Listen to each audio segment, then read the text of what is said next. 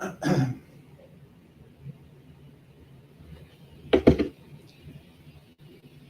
said Cece was one of them. Yeah. Right. Well, before you start our Midrash, Scripture says, so you'll eat and be satisfied, and you'll bless the Lord your God, the good land He's given us. Let's do that. Abba, we have eaten, and we are satisfied. We thank you for the land. It's in Yeshua's name. Amen. So we did read Torah portion Qorach today. Here were the ayot.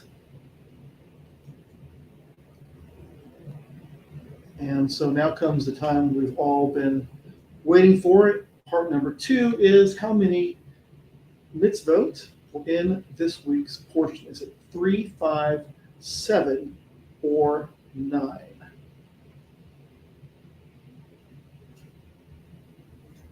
What everybody said? Typically they'll say, when in doubt, guess C. Yeah, but you throw a kinker in that every day. And today that is one of the kinkers. That's the first one out.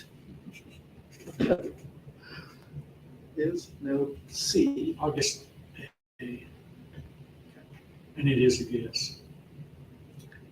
Well, sorry, that's the next one. Oh, I meant B. Answer is I meant D. Answer is 9. So I have a couple slides of the, I think there's 3 mitzvot on each of them. Levites must not come near the sacred vessel or the altar, because basically that'd be the job of the priests, the Kohanim, not the Levites. Levites shall be joined with priests and shall shamar or guard the sanctuary as part of the tasks. A zur, of course, was one of the is an answer to the one of the fun challenge questions, is not to serve in the sanctuary, outsider or unauthorized person.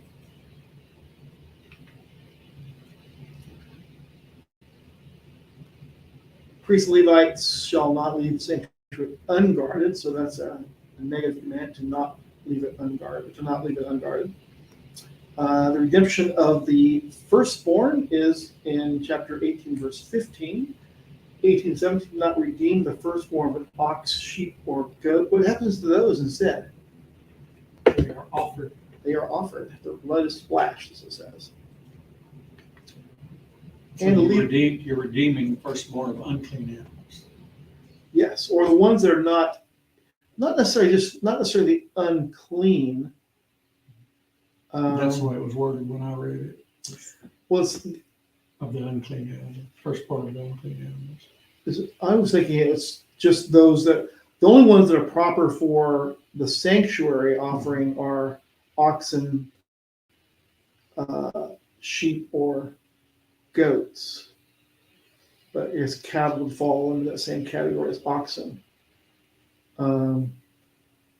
Humans is part of the redemption of the firstborn. You would not normally have an unclean animal as a herd animal, but and deer are falling into a different category because they're not part of an offering. You don't You would have own them. firstborn of your work animals, horses, Oh, okay, could be. whatever else, as a work animal. Mm-hmm. And obviously, keep in mind that unclean doesn't mean they're bad. It means they're just Right. not suitable for food. To leave out before their service to the sanctuary, the Torah of the tithe, the maaser, and the Torah of the Levite offering from the maaser to the priest. So remember, the Levites give 10% of the 10% of their 10% they receive to the priest. So they're also giving to the Kohanim.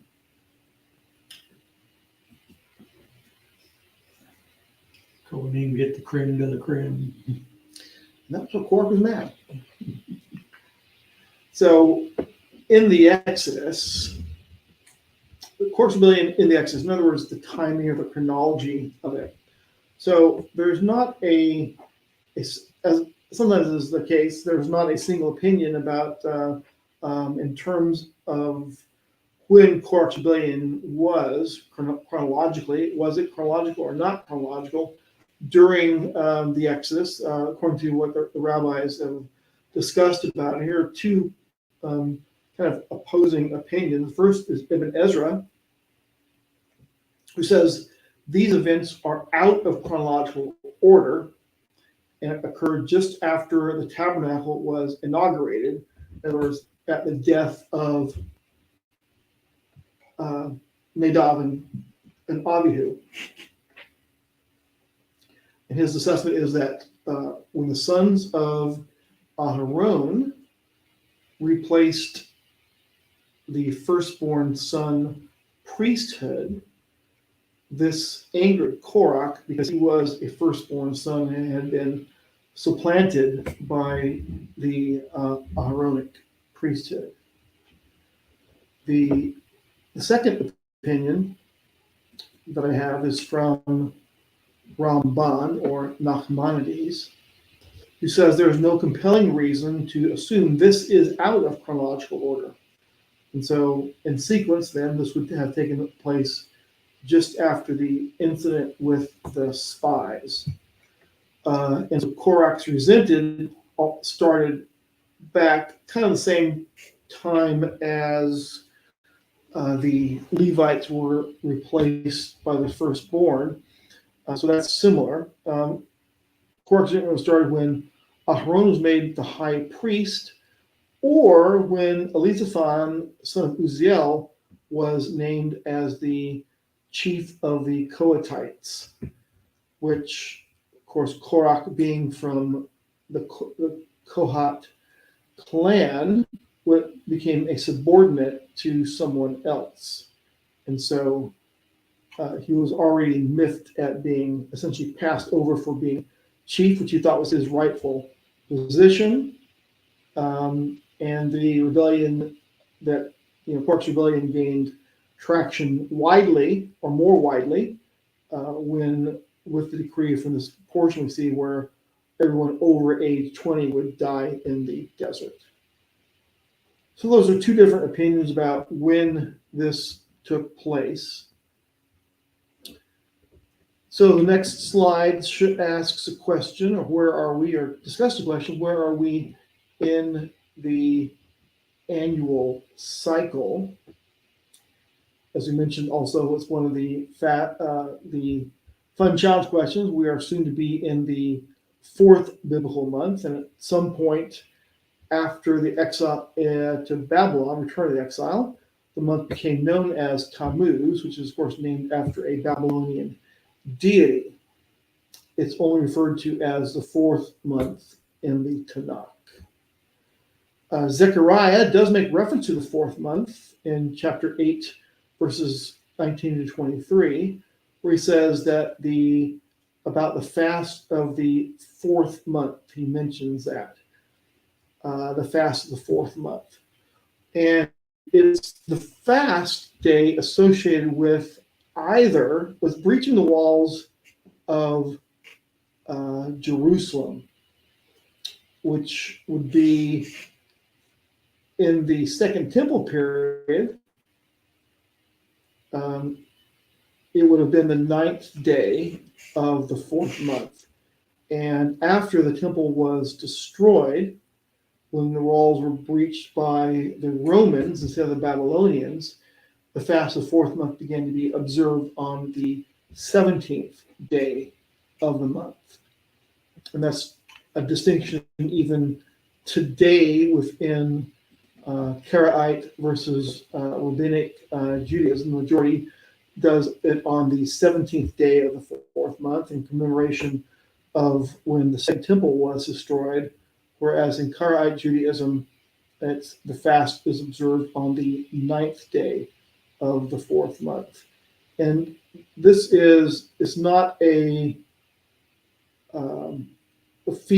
fast that is from nightfall to nightfall, as in the Yom Kippur fast, but it is a daybreak to nightfall fast, according to tradition.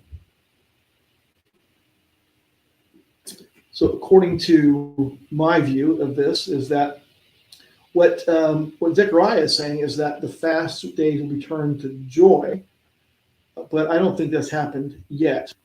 We will know when the prophecy of Zechariah chapter 8, this fast turning to joy, is fulfilled. It's not yet. It's certainly there is some indications of fulfilling these in the Ketuvim Netzarim, the Nazarene writings, but it's sort of a here now and not yet prophecy. So we might begin by perhaps discussing the fourth month where we are about to be, in that why are there Babylonian names given for the months? So a couple of named months are given. Pre-Babylonian, there are only 4 months on the calendar that have are identified by a name: Aviv, Ziv, Etanim, and Bul. And the names post-exile are Nisan, Yar, Tishrei, and Cheshvan. So again, why are there these names? Well, in the Tanakh, the other months are just given by their numerical order, i.e. third month, fourth month, so on. And the first month is the month when Israel left Egypt, month of the Aviv. Also, you could say it's a month when Israel together left Egypt, becoming essentially a unified people or a nation. The Jerusalem Talmud tells us that the names of the month came to the returnees of Israel from Babylon at the onset of the Commonwealth around 350 BCE. So why did they begin to use these names and not keeping with the biblical practice of calling them by Aviv, Ziv, Etanim, or Bul? So we can deal with explanations, but not certainties. One explanation is given by Ramban, who we talked about earlier. He suggests that the practice aligns with Jeremiah's prophecy in chapter 16, verses 14 and 15 of Jeremiah, scroll of Jeremiah. It says this: Therefore, says Adonai, they will come when people will no longer swear, as Adonai lives, who brought the people out of Israel out of the land of Egypt, but as Adonai lives, who brought the people out of Israel, out of the land to the north and out of all countries where he drove them. For I will give them back to their own land, bring them back to their own land, which I gave to their ancestors. So the line of argument for that idea is that the original system was to count months in numeric order, starting of course with Ha'aviv. Thus, anytime a person mentioned a month, it was in effect calling the Exodus from Egypt, saying, today we're in the fourth month since the Exodus from Egypt. Thus, the number of numeric naming served as a constant reminder of Israel's deliverance from Mitzrayim, or Egypt. But after the exile from Babylon, the month names used in Babylon continue to be used following the return from the exile, and were in use in that empire even after King Cyrus allowed Ezra and Nehemiah to build the second temple, and it's sort of the wall around Jerusalem. Again, that would be pierced by the Romans later. And so in Ramban's view, these names continue to remind people of redemption from the second exile. So within our larger community, Messianics, or as a large group, the Hebraic roots people, often want to be word purity police and without realizing that the scriptures themselves use these Babylonian months names commonly used within Judaism today, such as Nisan, and we see that in Nehemiah and Esther, as well as the month of Sivan, the third month, which is also seen in Esther. Other places can use these as well, such as Baruch, the book of Baruch,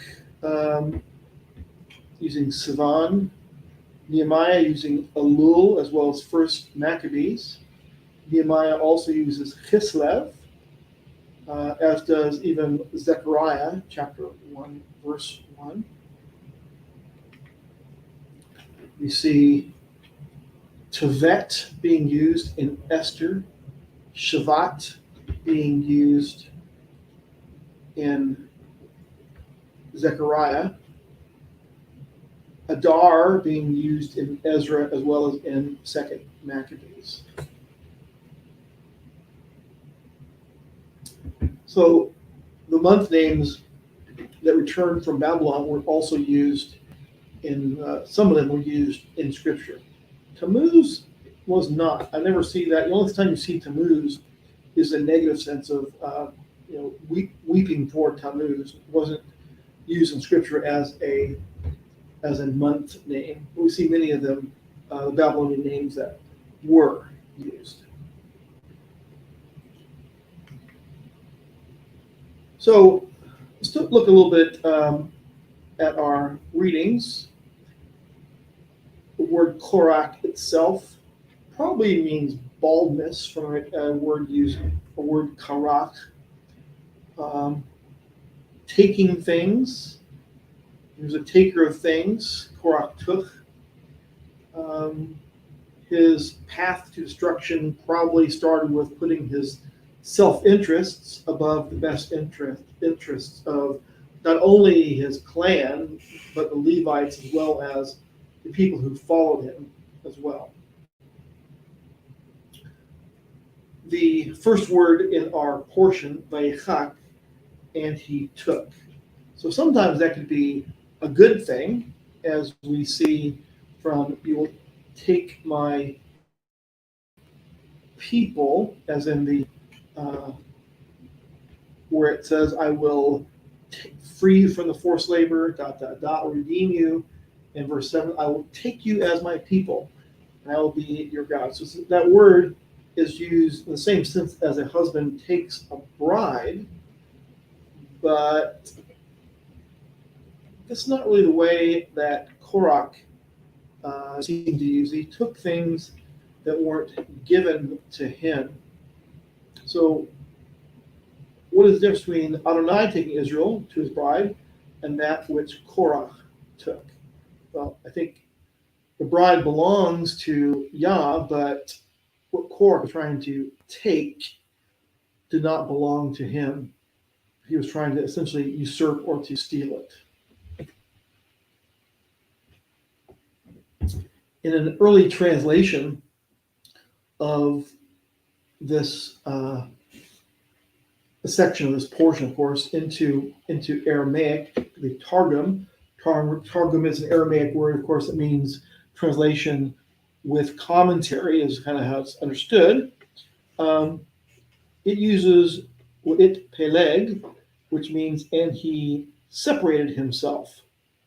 For this reason, ArtScroll in their translation uses separated himself instead of took in their translation from Hebrew into English, using the gloss, so to speak, that the Targum uses. It as the translation with commentary tells you, and that idea is that the Targum is trying to convey something, and so he made a division. He basically separated Israel from Israel, and those who followed him were separated unto their own destruction. On this topic, Rashi writes, he took himself to one side to dissociate himself from the congregation. So using the word took and also to separate. To contest the appointment of Aaron to the priesthood. This is what Onkelos means when he renders it with Peleg. And he separated himself. He separated himself from the congregation to persist in a dispute.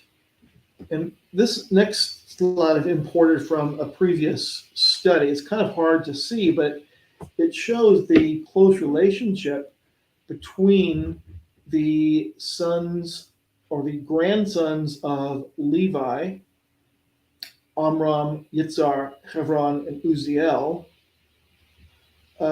to the Aaron is the great grandson, or it'd be actually, the great grandson, I guess, right? Amram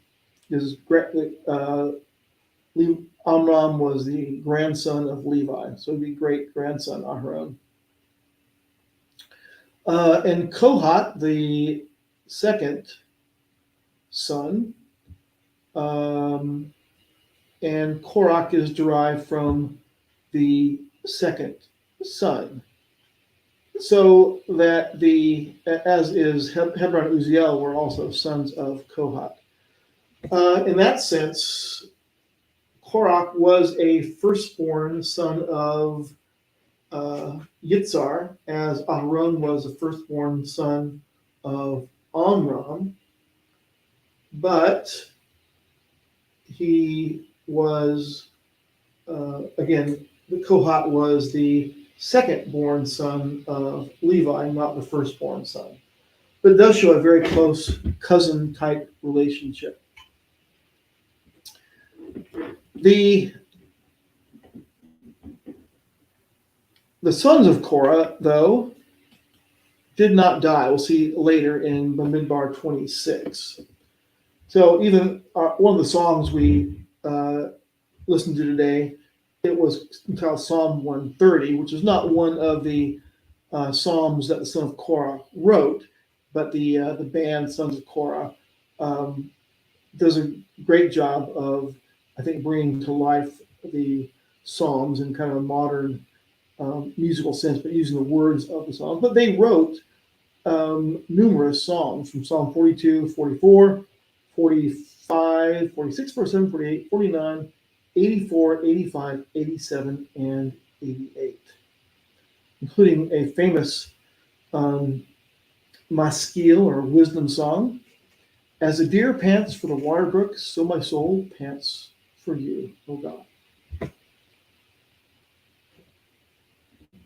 So what's going on here? Why didn't Korach's sons die with their father in the rebellion? Does this mean they violated the mitzvah to honor their parents? I think the answer is clearly no.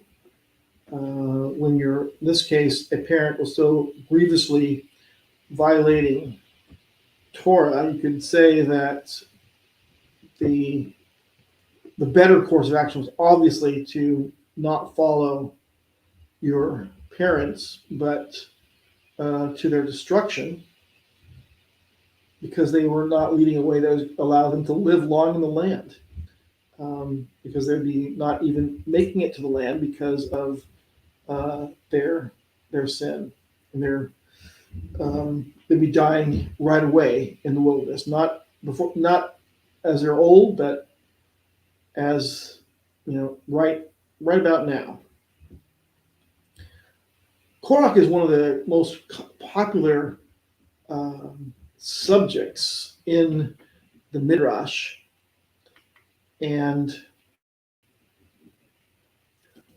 we'll go over a couple, a smattering, not the whole thing, of commentary on Korach. And as this is Midrash, it's not Torah, so just take it as perhaps either filling in the blank or adding background to our readings.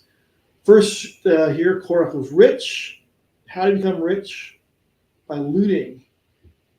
He was old enough during Yosef's years to amass great treasure. And Korach discovered the treasure that was held for Pharaoh by Yosef, and he looted that of the treasure, and he became rich. As he became rich, he was appointed as Pharaoh's treasurer, so it was essentially the fox in the hen house sort of thing. When you look at the timeline, though, this doesn't seem to be. He was a contemporary of Moshe, but Moshe was not a contemporary of Yosef. So this doesn't seem to ring true in terms of how old Qorach was. So he would have maybe it could be that he was descended from someone who looted, but then that puts him, with saying that one of Aaron's sons was involved in looting Pharaoh, or not Aaron's sons. Levi's grandchildren was involved in looting, which again, that doesn't seem to be right, to be looting what Joseph had set forward. He did believe that Moses had slighted him. We can see that in the text of our Torah portion. Again, this is from the Midrash. They tried to make Moses appear ridiculous in the eyes of people. Shortly before this, Moses had read the people the Torah of the fringes. Of course, that's in chapter 15. We're starting our portion, chapter 16. Read to the people the Torah of the fringes on the borders of the garments. Korah now had garments of Tefillah made for the 250 men who followed him, all of whom were chief justices. Arrayed thus, Korach and his company appeared before Moses and asked him if they were required to attach fringes to the corners of these garments. And Moses said, yes. Again, this is from the Midrash. Korach began to make this argument. If the one fringe of Tefillah sufficed to fulfill the mitzvah, should not a whole garment of Tefillah answer the requirements of the Torah, even if there be no special fringe of Tefillah in the corners? And so he began, this text says, he continued to lay before Moses similar sorts of challenges. Must a mezuzah be attached to the doorpost of the house filled with sacred books? Moses answered, yes. So the Midrash is going towards the idea that if the mitzvah doesn't make logical sense, it should be thrown out. And as we know, the type of mitzvah there is a type of mitzvah that you do just because Yah said so. It doesn't have to make logical sense. If it did make logical sense, it wouldn't be huchim or huchot, the kind of mitzvah you do because Yah said to do it. Then Korah said, the 270 sections of the Torah are not sufficient, whereas the 2 sections attached to the doorpost suffice. Korah put another question. If a man's skin there shows a bright spot the size of half a bean, is he clean or unclean? Moses replied, unclean. And if the spot spread and covered the entire skin of him, is he then clean or unclean? And how do you answer? Moses answered, of course, clean. Instructions are so irrational, said Korach, they can't be possibly traced their origin from Elohim. The Torah that you taught to Israel is therefore not Elohim's work, but your own work. Hence, you are no prophet, and Aaron is no priest. Dun, dun, dun. Again, logic isn't the only thing. There are mitzvot that are logical that you don't really have to have an explanation for, of course. Mishpatim are those. Covers the types of mitzvah. What about own? We don't see own ever mentioned again after this section. But he wasn't which leads us to believe by omission he wasn't part of the rebellion, wasn't killed. There's an interesting Midrash on On. The Midrash says that in contrast to Korach's wife, who told him that Moses was trying to disgrace and humiliate him, On's wife wanted him to take no part in the rebellion. She first tried to persuade him with an argument. What difference does it make to you? If Aharon is high priest, you will be a student. If Korach is a high priest, you will still be a student. Non was unconvinced. His wife gave him wine until he was drunk and put him to bed. And she and her daughter sat down at the entrance of the tent with their hair uncovered. When Korach and the rebels came to call on On, they saw them and turned away, and so On was saved. Because it wouldn't, when it would be, humiliating to them if they were uncovered and people showed up. So they stayed away out of the tent, and so they wouldn't encounter and embarrass On's wife and daughter. And so by this, On was not called and did not go with Korach.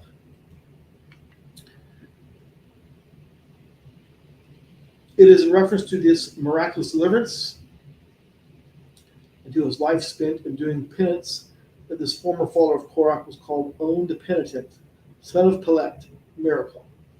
His true name was Nemuel, son of Eliab, a brother of Datan and Avirah. Again, according to the Midrash. So in our portion, we, in one of the non-trivial questions, but the question of fun challenge questions, we saw that the phrase men of reputation or men of name were there as men of name, and 250 men of name or men of renown, men of reputation. The presence of so many men of renown added weight and clout to what Qorach said. If you were Qorach, what would have been the correct way for you to approach Moses with your quote-unquote grievances? How would you have, instead of going from being a servant, so to speak, to being in rebellion, what would be a step between that might have been sort of the right move? If you weren't enamored with yourself, as Korach seems to have been, what would you have done differently, or could you have done differently? I mean, if you were passed over for promotion, so to speak, to be the chief of the Kohat clan, how would you have addressed that to Moshe?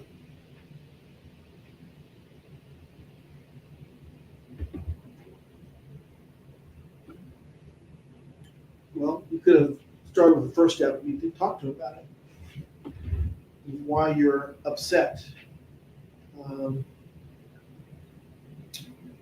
It's hard to separate Korach from what appears to be his ego, saying that he should have been in charge, that all of Israel is holy. Why are you putting yourself above us? I think that's where that statement, or the idea in the Midrash of everyone in Tefillah comes up, is that we are the people. We're already set apart and holy as a people. Why do you think you're above us? You're setting yourself up to be that Yah didn't do it. It seems twofold here. One, all of the miraculous signs. Didn't you see that, Korach? Same sort of thing. Didn't you see the deliverance from the Egyptians? Well, at the same time, you saw. If you're looking at it as chronological, you saw the sons of Aharon be executed by Yah for their strange fire, and you've also seen the plague as a result of, the death result of believing the bad report of the 10 out of 12 recon team, the so-called spies. So that seems more like an opportunity to rebel than a reason to rebel. He said at one point, will you bore out the eyes of these people? In other words, can't you see what's going on? Well, the correct thing, if Korach had a grievance, he could have spoke. He was still a senior Levite. He could have had an audience with either Aharon or with Moses and expressed what his grievances were. And Moses could have addressed those. And doesn't if you just express it instead of letting it bubble up till it gets so solid you can't, or it seems like it's like putting pressure on it, like a extreme pressure on a Dr. Pepper can or whatever. It's going to eventually explode. That's what happened. One of our the phrases that comes to mind here from this Torah portion is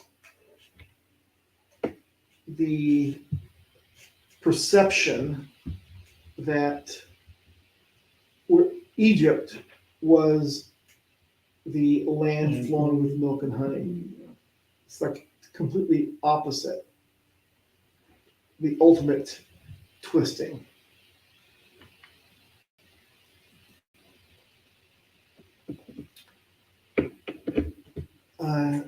Familiar words, twisted application backwards. And then Slade Henson commented, they had the gall to describe the land of their servitude, the same words that God used to praise the promised land. Fact check, true. So the land flowing with milk and honey, and bore out the eyes, everything sees what's going on. So what we see from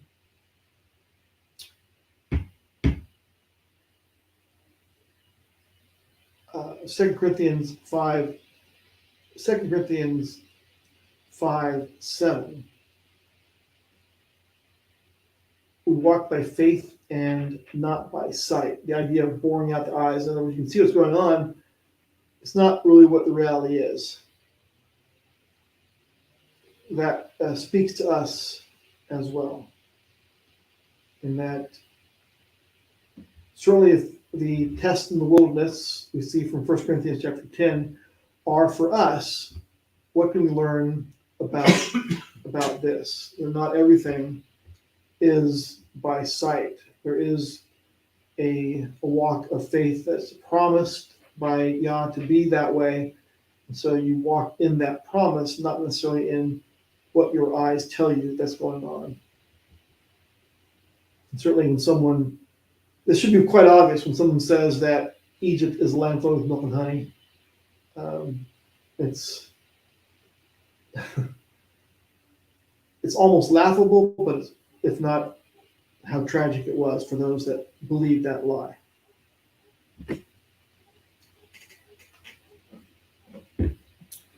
Well, that brings me to my last slide. Dixie wants to know why you're not scratching your belly, and if you have any questions.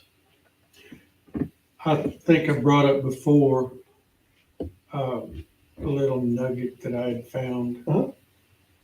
I'm sure you have too. About the tent of Korach. Remember discussing that? I do, but I don't remember it well enough to tell you what it was about.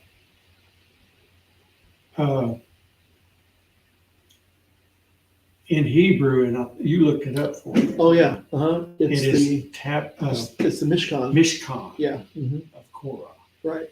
Yep. That's right. And what would all of those 200 and something Levites And Reubenites, I guess. Huh? And Reubenites, I guess, as well. Well, yeah, at least two that we know of, have had smudge things. What do you call them? Swing it and smoke comes out of it. Censors. Yes. Censers. Would they all have had censers? Or just the priest? Well, same thing with the fire pans and things too. Where did they Yeah, get those? so it kind of sounds to me like for a while, they had their own Mishkan ceremonies going on. Other than at the real Mishkan. Maybe trying to convince the people, maybe that's where their attitude of, hey, we're blessed of God, or we're chosen of God too. We can do this too. It's within our authority. And then this is where it came to a head finally. So I wonder how much that idea of the transition from firstborn priesthood to Aaronic priesthood. I'm sure that had a lot to do with it. Yeah, a lot. And feeling slighted now that you're no longer. Yep. So the only translation I've seen that actually called it that, believe it or not, is the old King James.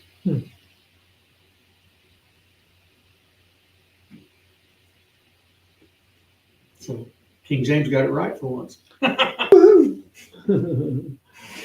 right. Well, let's close. Thank you for allowing us to midrash on your word. Thank you for your wisdom and insight. We thank you in Yeshua's name. Amen and amen. Shalom, shalom.